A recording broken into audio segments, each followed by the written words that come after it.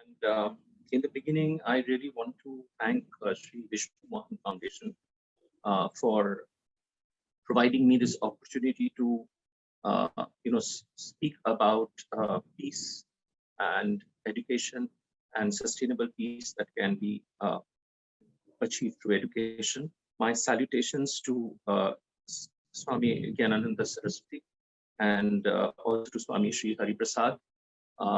I was personally, Swamiji personally called me up for this, and I feel really lucky that he did so, and I have the opportunity to speak to you. My last speaker has already laid a very good foundation for what I want to build upon. And I want to let you all know that I want to speak to you, Raji, from a social worker's perspective, from the perspective of practice of social work in India, and how that affects the education of people in this country, especially children. As our anchor has already introduced me, I have been working with children for more than 2.5 decades now. And one of the things that has always over the years, made me think about and also challenge existing, social work practices and ideologies is how much the social work practices that we have now in India, how much the social work ideologies that inform our work is in many ways somehow not linked to let me say what Tagore, and I will be talking about Tagore a lot during what I want to say, what Tagore called the civilizational values of India. And let me start this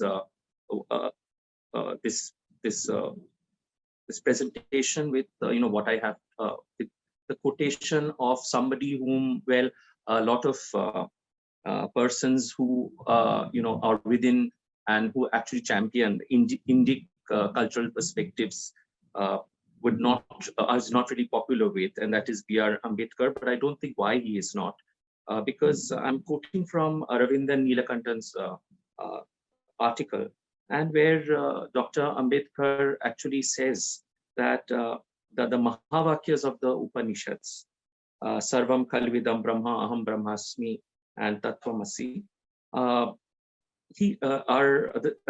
the spiritual basis of democracy anywhere.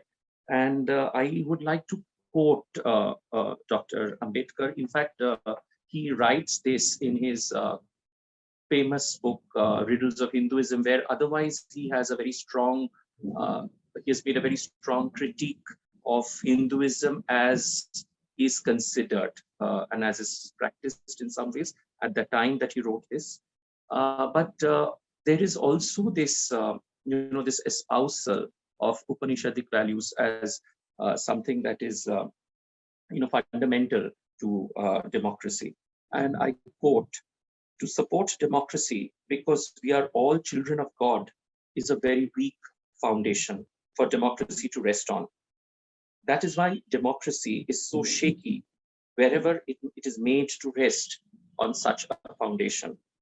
But to recognize and realize that you and I are parts of the same cosmic principle leaves room for no other theory of associated life except democracy.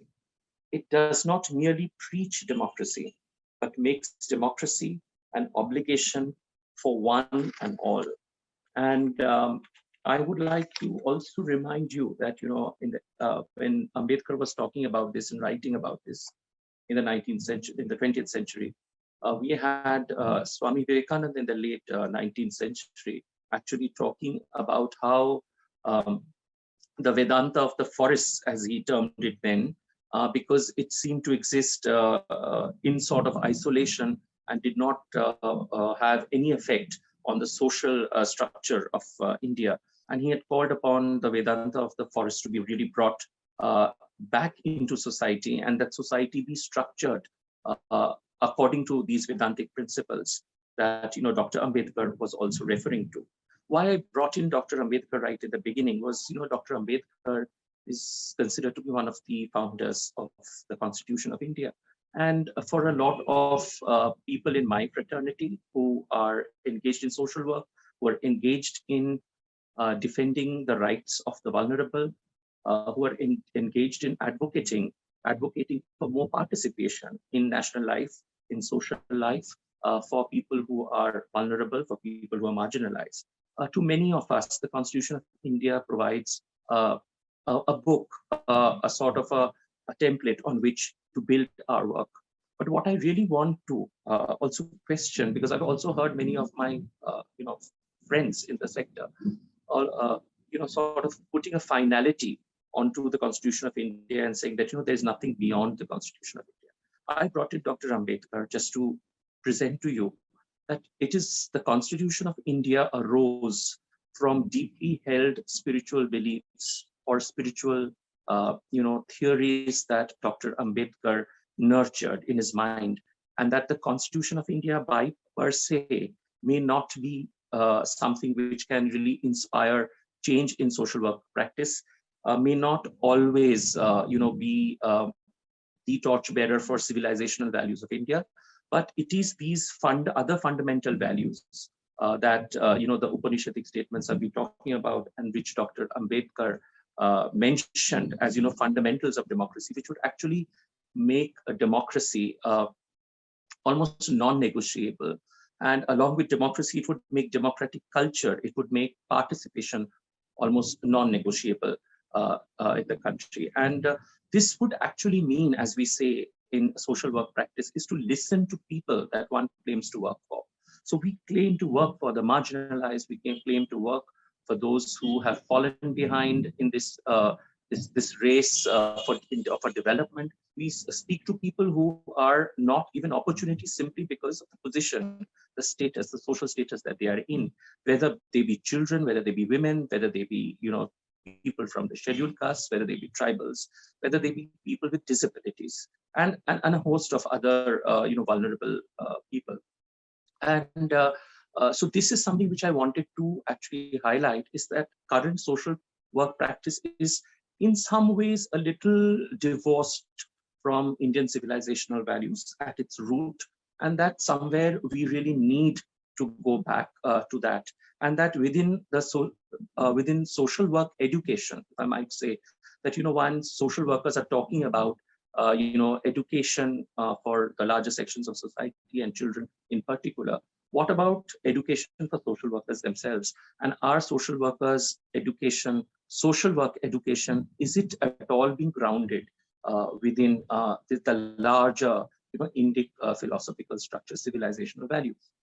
And I would like to actually mention Swami Shri Hari Prasad's quotation, which is there in the brochure, and where he says, we must think peacefully, calmly, and with humility, understanding that everyone has a viewpoint, and all viewpoints are in the eyes of those who hold them equally valid.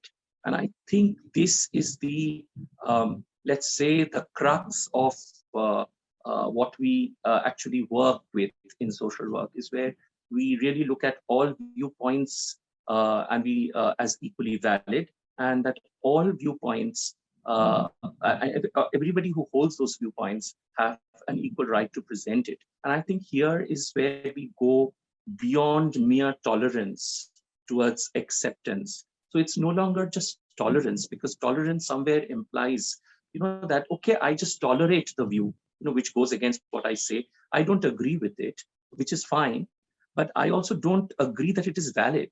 I think it's absolutely wrong, and I will work towards eliminating that point of view. So, but I will sort of barely tolerate it, because I really don't want to fight and go back, fight with you beyond and create a lot of disharmony. But it is more about acceptance, and I think that is very, very important. And somewhere when we listen to the common people of our country, whether it is the children, whether it is the women, whether it is other vulnerable communities, somewhere I think that acceptance is something that is missing, and that acceptance can often come through a lot of spiritual grounding and spiritual practice among social workers. Going back to another story from the life of Swami Vivekananda, where he was in Khetri.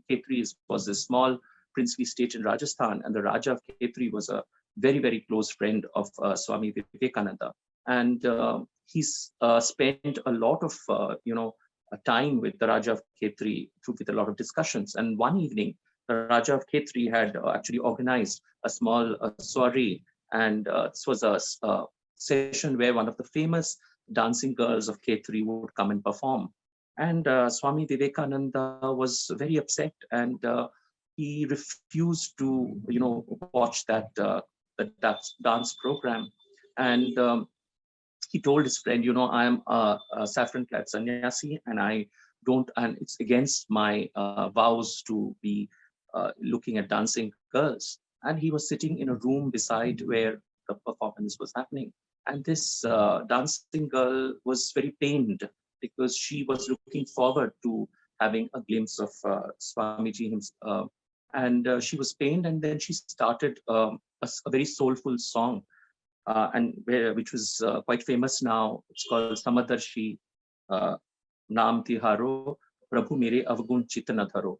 Now, you are the one who looks at everyone equally. Samadarshan, you are Samadarshi. So then why are you not here? Why don't you look at me? It is that same iron with which the lamps are created, for which arti is done to the gods. And it's the same iron which is found in the shop of the butcher with which he cuts meat. But it is the touchstone. When the touchstone touches both these iron implements, both turn into gold. So this was this very beautiful metaphor that this famous dancer and singer from Khetri, Rajasthan, was singing out. And Swami Vivekananda suddenly, was shaken, and he realized that, as a sannyasi, as somebody who has left both the good and the bad, why is he making this distinction between somebody else and a dancing girl? And he went back and he sat through that performance. So what I wanted to say was that, through all these, the small little words that we have, where these values, these civilizational values, are inherent in the people that we work with and the people that we want to represent. What I also want to mention is the tyranny, I would say, of English when it comes to translating concepts, social work concepts, the concepts of ethics and other moral concepts to people in the country, is where we directly lift words in English and try to make very, very difficult translations into our mother tongues. And this happens because we have totally ignored the wealth and the resources that what are present in India, and which talks about these values. So, one of the things that social workers are taught to, and that is why I brought up this story, is, you should be non-judgmental. So you should not judge whether this is good or bad. You should, whenever you're looking at people and talking to people, you should not judge them. You should not judge the situations that they are in. And whenever we try to translate that into, our mother tongue, say in Bangla or in Hindi or wherever, in Tamil, it often becomes very difficult because we are actually thinking in English, if you understand what I'm saying, and then translating that into in a very difficult language, to that extent that even native speakers of that language find it very difficult to understand. And a very, very big chasm and a gap emerges from the discourse that social workers have and are carrying out, and what the common people are thinking about it. However, we have languages to talk about it, maybe from a very little different point of view. Non-judgmental, as you see, is a negative word. So you are asked not to be judgmental. If you're really talking about something which is almost the same, samadarshita, samadarshana, it's a positive way of looking at things, that you look at people equally, in the fact that to that extent that all people are equal. And it's easy for us to, translate this. Sometimes you will think, a lot of you maybe here who are already dealing with, language and issues and civilization issues around language, this might be easy. But for thousands of frontline social workers who have been trained in a particular way, this is a big challenge, where, our linkages with the the work that we do and the work that we want to do on the ground, and what we want the people whom we work for to appreciate, is just not happening. Those bridges are not being built. And I would say that one of the other very important things is that when we're talking about peace, from the Western point of view, peace is often the opposite word for war. But I remember when I first was in history class in school, and we were talking about, and we were being taught about the Gupta kings, and how the inscriptions and the coins that they had. They were talking to us about how they ran their administration, and I still remember that one of the the ministers within the administration there was called the Mahasandhi Vigrahika. So he was the Minister for War and Peace, and he was the Minister for Foreign Affairs, etc.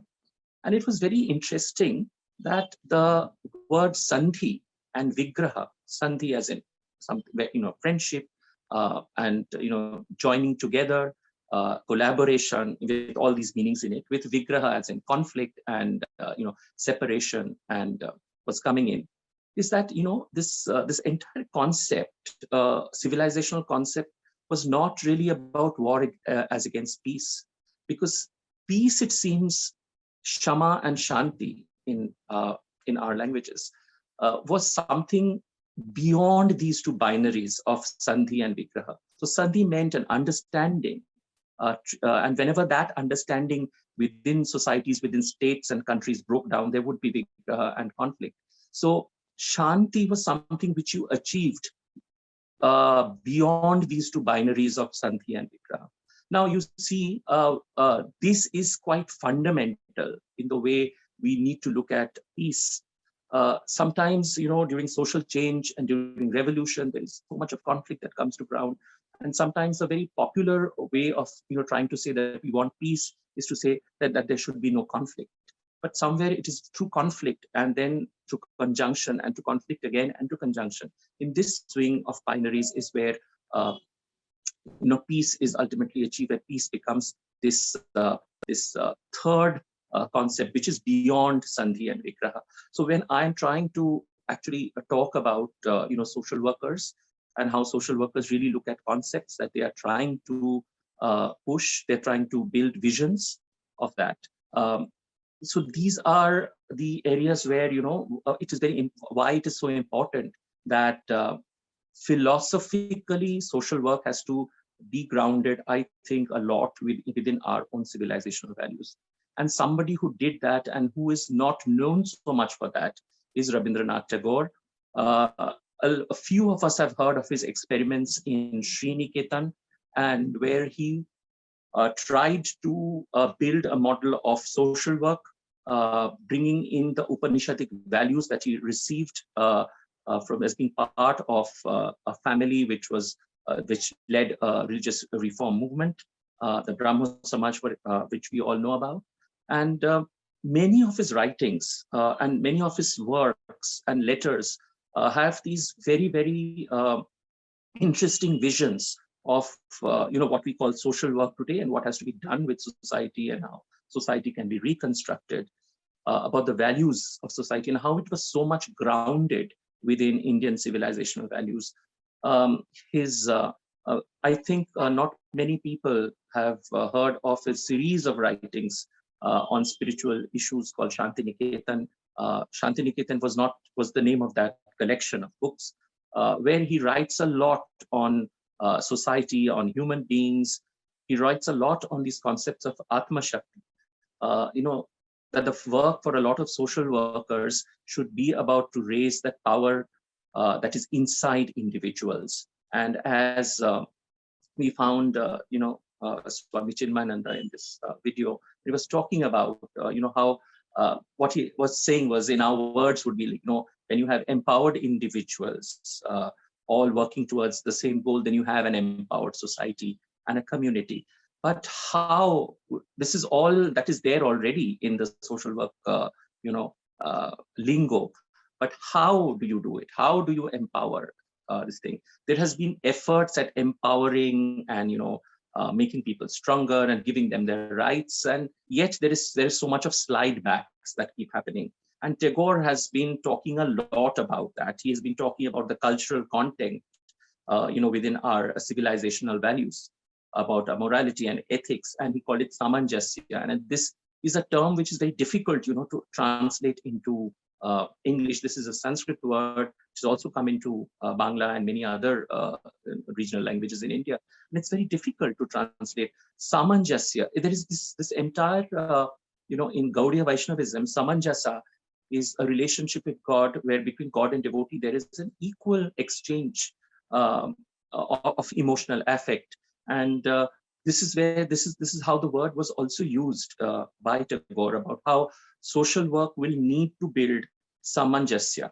And while I will not say that the Shri Niketan experiment by Tagore in social development, in rural development, was an entire success, but there is a lot to learn from also the failures. And what we learn from the failures is that what Tagore has been speaking all along only gets reinforced. It's only when any development action was taking place where we were not really looking at samanjasya, that things actually collapsed. And Tagore has been somebody who was continuously talking about how the community, as we talk today, the society is so important. And he was always saying that, if we are going to keep on continuously empowering and further empowering state structures, at the end of the day, that would something that would kill the internal spirit of society.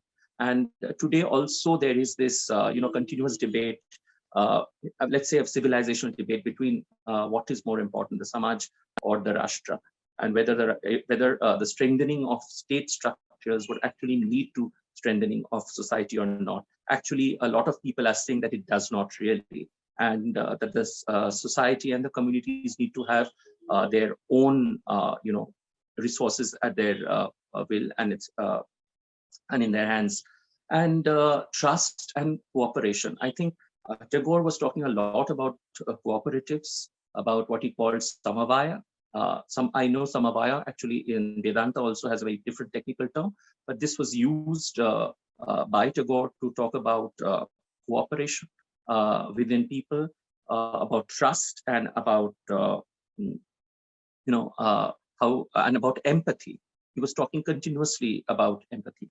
Yes, we will not, I think we will not be able to do justice to social work if we are only going to look at the content. We need also to look at the social structure. And that is where I will go back to what Dr. Ambedkar has talked about. He was talking a lot about social structures and how social structures can be recreated on the basis of Upanishadic Mahavakyas.